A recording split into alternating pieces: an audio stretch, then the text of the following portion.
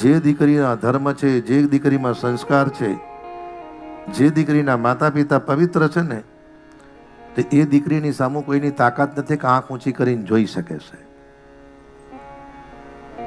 જોતા પહેલા એને જ ખબર પડી જાય કે બે પડી ના જાય.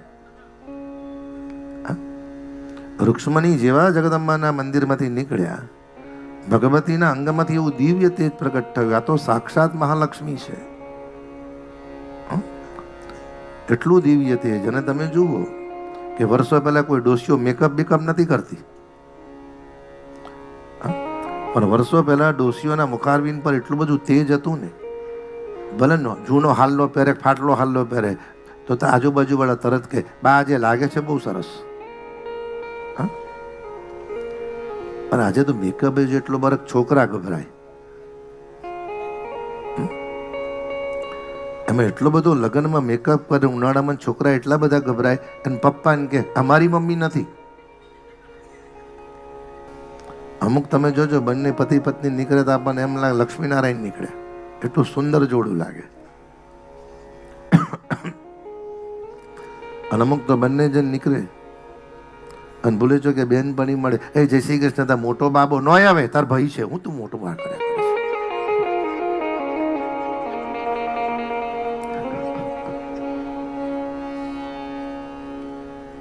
બંને જણ નીકળે.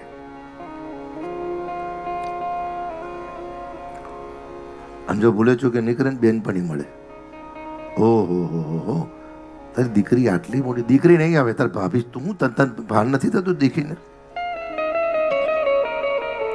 અને આજે તમે 90% જુઓ, દીકરીઓ પણ માને ઢાંકી દે, દીકરાઓ બાપને ઢાંકી દે. ભગવાને એવી સરસ કૃપા કરી છે ને. એટલે વર્ષો પહેલા જે અપડેટ હતી એ ખોટી નથી.